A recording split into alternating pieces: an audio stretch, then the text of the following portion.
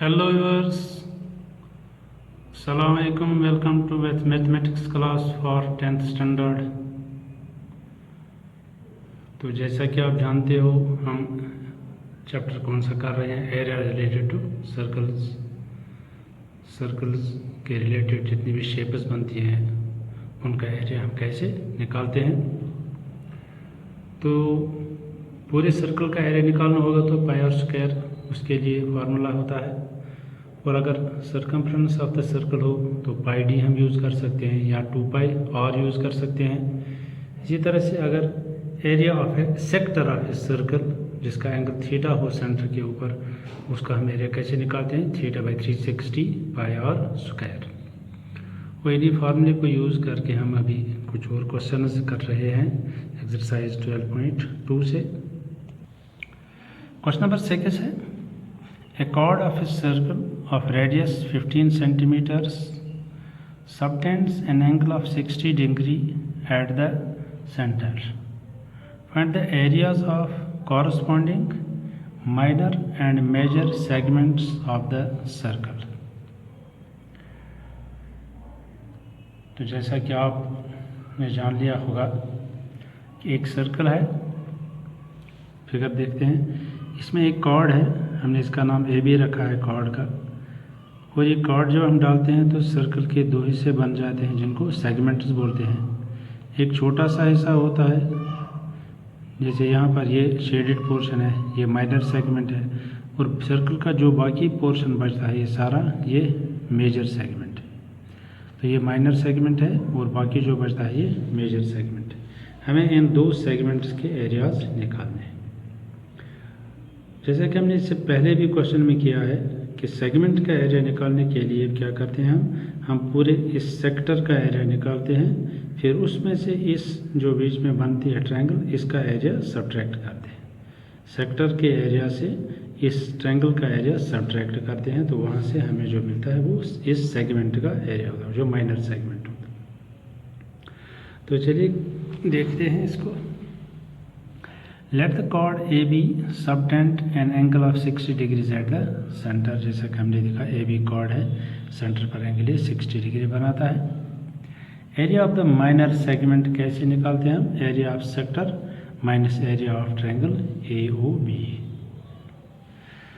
तो पहले हम एरिया ऑफ सेक्टर निकालते हैं, area of sector of angle 60 degrees, क्योंकि इस सेक्टर का एंगल जो सेंटर पर है वो 60 डिग्री है। इस सेक्टर का एरिया हम निकालेंगे using the formula theta by 360 into pi r square. अब थीटा एंगल हमारे पास 60 डिग्री है, पाई हमें यूज़ करना है 3.14, और रेडियस हमारे पास 15 है, तो रेडियस स्क्वायर लेना है तो 15 इंटू 15 ले लेंगे 2 बार।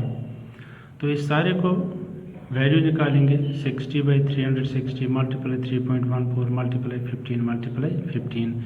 हम कैलकुलेटर यूज़ कर सकते हैं इसके लिए, तो इसका वैल्यू आता है 117.75 सेंटीमीटर स्क्वायर। तो इस तरह जो ये सेक्टर है जिसका एंगल 60 डिग्री सेंटर पर है, उसका एरिया हमारे पास आ गया 117.75 सेंटीमीटर स्क्वायर। अब हमें सेगमेंट का एरिया निकालना, जो ये शेडेड पोर्शन है, इसके लिए हमें इस ट्रायंगल का एरिया चाहिए जो वो ए बी ट्रायंगल है जिसका एंगल यहाँ पर 60 डिग्री है, और यहाँ पर दो साइड जो है ये रेडियस चूँकि है ये 15 सेंटीमीटर्स होंगी। तो यहाँ मैंने ये ट्रायंगल बनाई हुई है, ये ट्रायंगल है जिसका ये भी 15 सेंटीमीटर है, और यहाँ से भी साइड 15 सेंटीमीटर है, और ये जो एंगल है ये पूरा एंगल ये 60 डिग्रीज का है। तो हम क्या करते हैं, इस OD को यहाँ पर परपेंडिकुलर डालते हैं AB के ऊपर। तो फिर देखते हैं ये जो दो ट्रायंगल्स बनती हैं ये कॉन्ग्रुएंट ट्रायंगल्स बनते हैं, क्योंकि इसका OA और इसका OB बराबर है। इसी तरह से इसका OD और इसका भी OD दोनों का कॉमन साइड है OD। इसका भी 90 डिग्री है एंगल ADO, और इसका भी एंगल है 90 डिग्री BDO। इस तरह से राइट एंगल हाइपोटेन्यूज और ये साइड, यहाँ पर भी राइट एंगल हाइपोटेन्यूज और ये साइड, इस तरह से ये दो ट्रायंगल्स कॉन्ग्रुएंट बनती हैं। जब ये कॉन्ग्रुएंट बनती हैं तो ये AD BD के बराबर होगा, ये दो पार्ट्स इक्वल होंगे। इसी तरह से जो ये एंगल यहाँ पर 60 डिग्री था, इसके भी दो इक्वल पार्ट्स होंगे, AOD और BOD एंगल इक्वल होंगे। नेचुरली अगर इस पूरा 60 डिग्री था तो यहाँ से भी 30 डिग्रीज बनेगा और यहाँ से भी 30 डिग्रीज बनेगा। तो इसको हम यूज़ करेंगे। Let OD perpendicular AB and triangle AOB and triangle BOD, AO is equal to BO, जैसे यहाँ हमने दिखाया AO is equal to BO 15 centimetres, ये रेडियस हैं दोनों। OD is equal to OD, ये कॉमन है दोनों का OD। इसी तरह से angle ADO is equal to angle BDO, ये 90 डिग्री है, ADO 90 डिग्री है, BDO भी 90 डिग्री है। इस तरह से ये दो ट्रायंगल्स AOD और BOD जो है ये कॉन्ग्रुएंट है according to RHS criteria, right angle hypotenuse और साइड। अगर ये अब कॉन्ग्रुएंट है तब AD जो होगा ये BD के बराबर होगा। इसी तरह से AOD एंगल जो होगा ये BOD एंगल के बराबर होगा। क्योंकि पूरा एंगल जो यहाँ पर ये था 60 डिग्री, इसके दो इक्वल पार्ट्स हो गए, तो 60 से इक्वल पार्ट होंगे तो 30 डिग्रीज का हो जाएगा। तो एक एंगल भी 30 डिग्रीज का होगा और दूसरा भी 30 डिग्रीज का होगा। अब हम इन दो में से एक राइट ट्रायंगल लेंगे। चलिए ADO राइट ट्रायंगल लेते हैं, या AOD नाम लिखते हैं इसका। ये राइट ट्रायंगल ले लेंगे।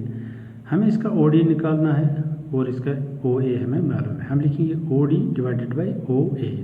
क्योंकि एंगल ये है 30 डिग्री, तो ये बेस बनता है, तो ये हाइपोटेन्यूज है। Base by hypotenuse cos angle के बराबर है, तो एंगल 30 है, तो OD बाई OA is equal to cos 30 degrees. यहाँ लिखेंगे OD बाई OA is equal to cos 30 degrees. OA को यहाँ लाएंगे तो मल्टीप्लाई हो जाएगा। अब OA का वैल्यू है 15, तो कॉस 30 का वैल्यू है √3/2।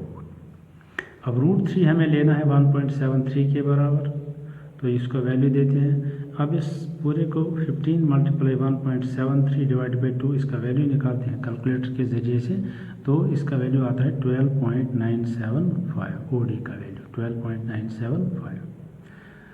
इसी ट्रायंगल में अगर हम देखें AD बाई OA, फिर देखते हैं AD बाई OA, चूँकि AD इस 30 डिग्री एंगल के हिसाब से परपेंडिकुलर है, अपोजिट साइड है, तो इसको परपेंडिकुलर बोलते हैं।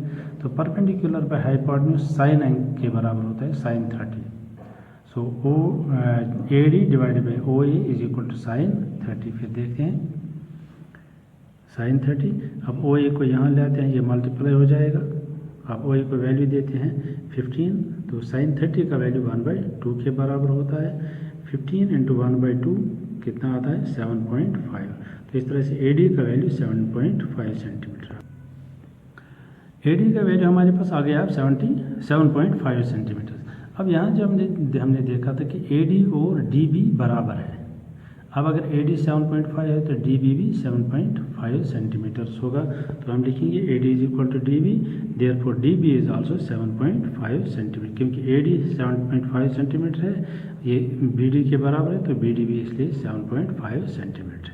अब AB जो होगा, AB ये AD प्लस DB के बराबर होगा, तो 7.5 प्लस 7.5 सेंटीमीटर्स के बराबर होगा। तो इनको ऐड करेंगे तो ये AB 15 सेंटीमीटर के बराबर आ गया। तो अब एरिया ऑफ ट्रायंगल कैसे निकालते हैं हम? 1/2 बेस इंटू ऑल्टीट्यूड। अब यहाँ पर बेस AB है और ऑल्टीट्यूड OD है। यहाँ देखिए, अब ट्रायंगल ये है, AB इसका बेस है और OD इसका ऑल्टीट्यूड है, तो इसका एरिया कहेंगे 1/2 AB इंटू OD। यहाँ फिर देखते हैं, अब AB हमारे पास मालूम है, हमने निकाला है 15, और OD अब हमारे पास कितना आ गया? अब यहाँ देखिए OD कितना आ गया, अभी देख 12.975। तो हम इस OD के बाद क्या लिखेंगे? 12.975। तो इन को हम मल्टीपल 1/2 15 और 12.975 को जब हम मल्टीप्लाई करते हैं तो वहाँ से आता है 97.3125 सेंटीमीटर स्क्वायर आएगा। इसके क्या है? एरिया ऑफ ट्रायंगल AOB कितना आ गया? ये 97.3125 सेंटीमीटर स्क्वायर। हमें निकालना है एरिया ऑफ माइनर सेगमेंट, वो किसके बराबर आएगा? Area of sector minus area of triangle AOB। अब एरिया ऑफ सेक्टर हमने ऊपर निकाला हुआ है 117.75, और एरिया ऑफ ट्रायंगल भी हमने अभी निकाला 97.3125। तो इनको सब्ट्रैक्ट करते हैं तो वो मिलता है 20.4375। इस तरह से माइनर सेगमेंट जो है उसका एरिया आ गया 20.4375 सेंटीमीटर स्क्वायर। अब हमें निकालना है मेजर सेगमेंट का एरिया, जो बाकी पार्ट बचता है माइनर सेगमेंट को छोड़ के सर्कल में, उसका एरिया निकालना है। उसका एरिया कैसे निकलेगा? Area of circle minus area of minor segment. अब area of circle pi r square के बराबर होता है। माइनर सेगमेंट का एरिया हमने निकाला 20.4375, इसको ऐसे ही लिखेंगे। यहाँ पर वैल्यू देते हैं, पाई को 3.14 देना है, रेडियस 15 है तो रेडियस स्क्वायर 15 × 15 बनेगा, वो माइनस 20.4375, ये ऐसे ही। इसका मल्टीप्लाई करते हैं इन तीनों का तो ये बनता है 706.5 माइनस दिस 20.4375। इन दो को सब्ट्रैक्ट करते हैं तो वहाँ से मिलता है 686.0625। तो ये मेजर सेगमेंट का एरिया आ गया 686.0625 सेंटीमीटर स्क्वायर। तो इस तरह से हमने मेजर सेगमेंट और माइनर सेगमेंट का एरिया इस क्वेश्चन में निकाला। तो इसको सही तरीके से, अच्छे तरीके से इसको आप प्रैक्टिस कीजिए। तो कहीं भी फिर कोई डाउट रह जाता है तो आप मुझसे पूछ सकते हैं। बाकी अगली क्लास तक के लिए इजाज़त दीजिए। Best of luck. Thank you for watching.